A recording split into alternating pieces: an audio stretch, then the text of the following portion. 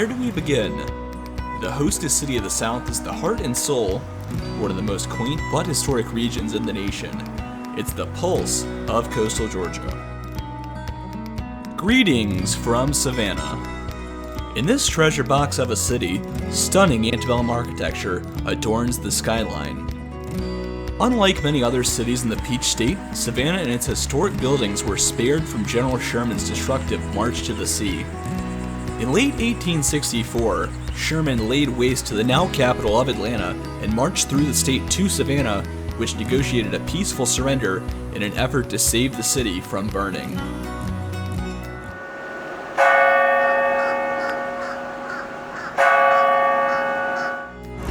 Today, many pre-Civil War structures still stand around town. However, some of the most iconic landmarks were actually built after the war, such as the Cathedral of St. John, which began construction in 1873.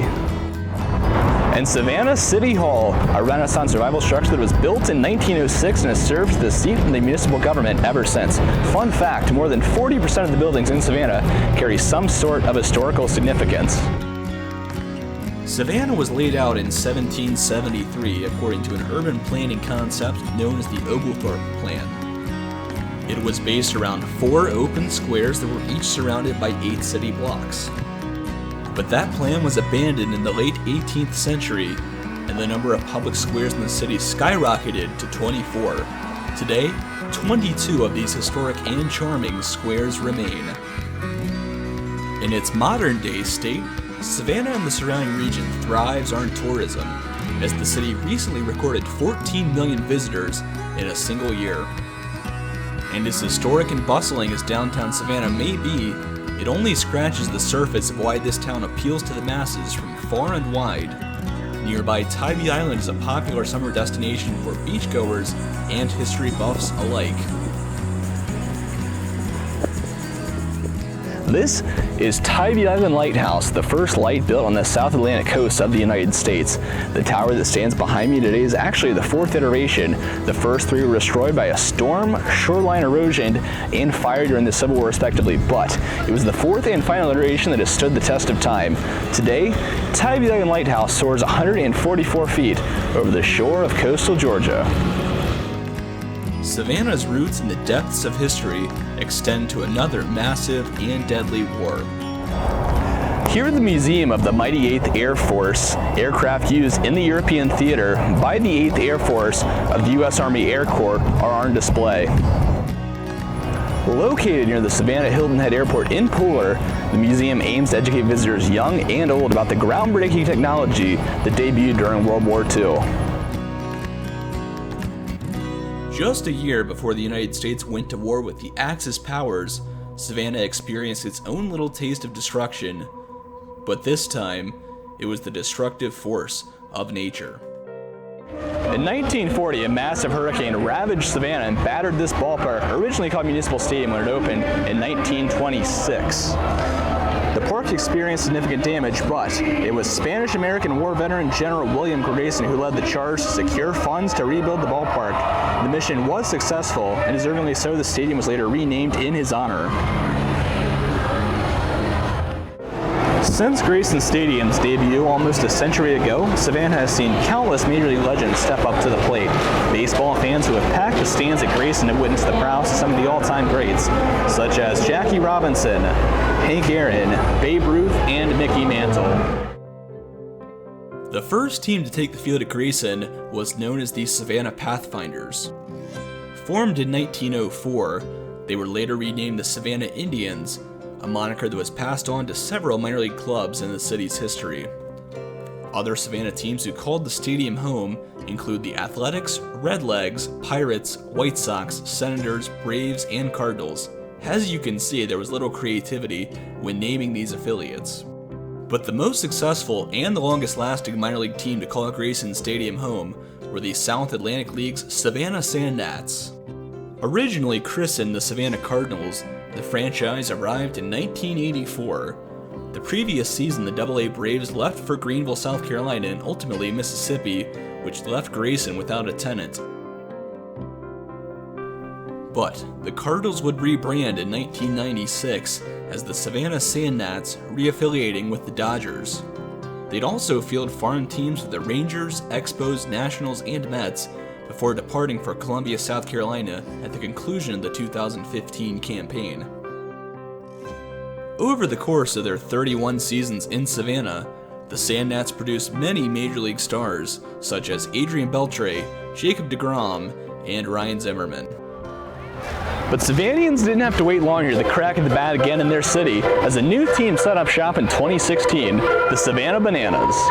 Finding a way to make old things fun again has always been in this city's blood. The Bananas, a competitor in the Summer Collegiate Coastal Plain League, are the baseball embodiment of this spirit. On hot, buggy summer nights on the Georgia coast, Grayson Stadium welcomes thousands of Savannians ready to party.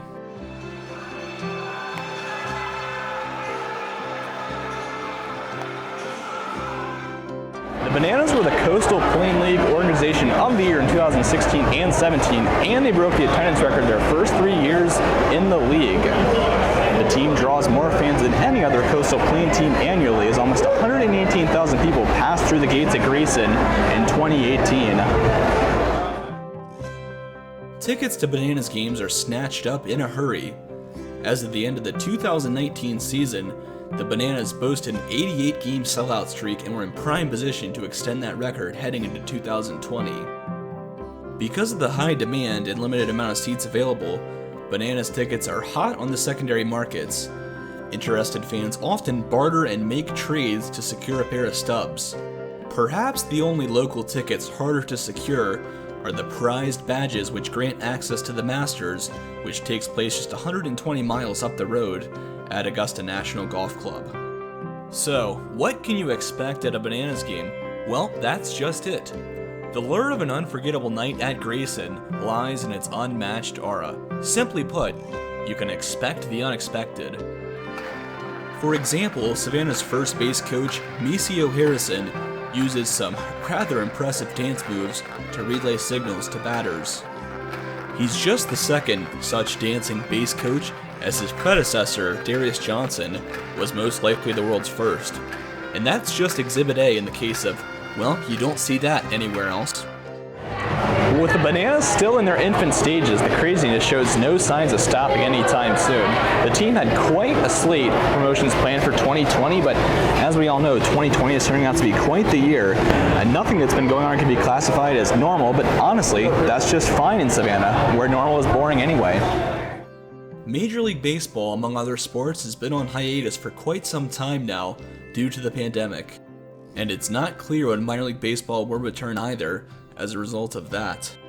But this year, baseball is happening in Savannah, and that's important now more than ever, with the college baseball season also cut short, stripping thousands of players of the privilege to live out their dreams on the diamond. That's why this year, several summer collegiate leagues are going strong and staging full seasons, as they aim to provide these players a chance to play the game they so desperately love. Summer collegiate leagues generally have a smaller footprint than the minor leagues, so it's no surprise that these circuits were some of the first to get up and going. The Coastal Plain League will look a bit different this year since some of their franchises are in North Carolina and Virginia, and the teams located in those states may not participate this year. However, the show must go on for the Bananas. MLB may be the show, but a Savannah Bananas game is the show in this great town. And although they're not able to pack the ballpark to the brim with 4,000 rabid supporters this year, the Bananas will still welcome 2,000 people at Grayson Stadium for each game, as the venue's capacity has been reduced by 50% for 2020. Hopefully, the show will be back to normal by 2021. In the meantime, games at Grayson aren't just quenching the baseball thirst of the community, but also giving these elite players a platform to play ball following the most epic college baseball season that never happened. So, just because the fan experience may be a bit different this year, doesn't mean it has to be worse, and it certainly doesn't have to be less fun. This is Savannah after all, and these are the Bananas. Over 500,000 fans over the last 5 years, and for that, we thank you so much.